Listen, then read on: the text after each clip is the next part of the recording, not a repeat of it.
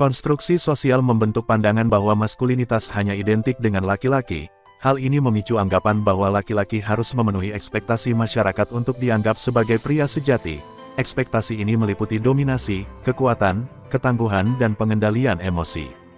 Konsep maskulinitas ini kemudian diadopsi dalam berbagai budaya dan lokasi geografis di seluruh dunia. Namun nilai-nilai maskulinitas yang restriktif dalam masyarakat, seringkali menjadi hambatan bagi pemberdayaan perempuan dan kesetaraan gender, sehingga maskulinitas restriktif yang jadi hambatan dalam meraih kesetaraan gender, juga bisa merugikan laki-laki itu sendiri.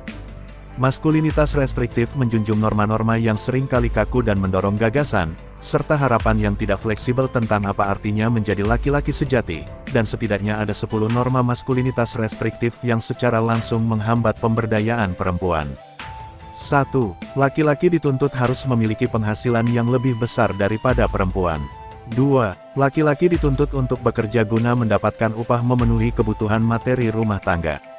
3. Laki-laki harus memperhatikan profesi yang oleh masyarakat didefinisikan sebagai pekerjaan laki-laki, dan bukan yang dianggap sebagai pekerjaan perempuan.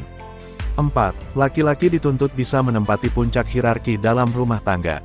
5. Laki-laki didorong untuk memperkuat otoritasnya di rumah, dengan mengendalikan dan mengelola aset rumah tangga. 6. Laki-laki dituntut menjadi wali yang bertanggung jawab kepada perempuan dan anak perempuan dalam keluarga. 7. Laki-laki dituntut memulai hubungan seksual dan membuat keputusan mengenai memiliki anak, mengatur jarak kelahiran dan lainnya. 8. Tidak melakukan pekerjaan perawatan dan pekerjaan rumah tangga yang tidak dibayar. Norma ini menganggap pekerjaan rumah tangga secara umum sebagai pekerjaan perempuan. 9. Laki-laki diharapkan untuk selalu mengutamakan pekerjaan di atas semua aspek kehidupan lainnya. 10. Laki-laki diharapkan bisa mengembangkan gaya-gaya kepemimpinan yang tegas dan menguasai ruang. Norma-norma maskulinitas yang restriktif berdampak negatif pada perempuan dan anak perempuan, misalkan dalam bidang ekonomi. Norma ini menyebabkan devaluasi kontribusi perempuan dan memperkuat pandangan bahwa tenaga kerja laki-laki lebih berharga dan penting dibandingkan pekerja perempuan. Dengan kata lain, norma-norma maskulinitas tersebut memperkuat diskriminasi, dengan mengucilkan perempuan dari partisipasi aktif dalam hal angkatan kerja, jabatan strategis, dan proses pengambilan keputusan. Sementara dalam bidang politik, norma-norma ini menegakkan pandangan bahwa kepemimpinan adalah karakteristik maskulin, dan laki-laki menjadi pemimpin yang lebih baik daripada perempuan.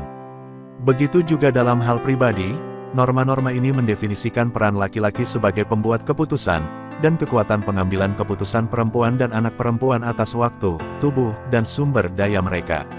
Selama ini kita menganggap bahwa menjadi maskulin adalah lawan dari sifat feminin, yang kerap dimaknai sebagai rival bagi perempuan untuk bisa menunjukkan keberdayaan.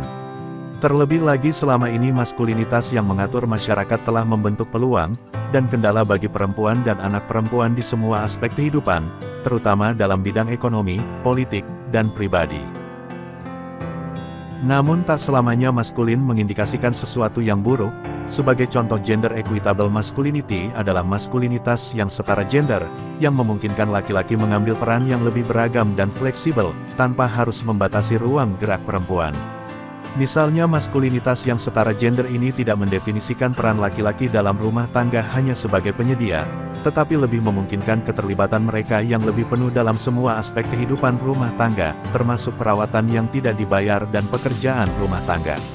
Lebih jauh lagi dengan mengakui kontribusi ekonomi yang dilakukan perempuan, maskulinitas yang setara gender ini mendukung akses perempuan yang lebih luas terhadap pendidikan, pasar tenaga kerja, dan peran pengambilan keputusan.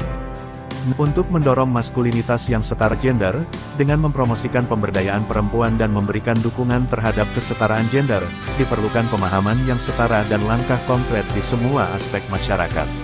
Mulai dari meningkatkan kesadaran tentang kesetaraan gender dan dampak maskulinitas restriktif, mengembangkan kebijakan yang mendukung kesetaraan gender, meningkatkan partisipasi perempuan dalam berbagai bidang, hingga meningkatkan kesadaran tentang maskulinitas yang sehat dan positif.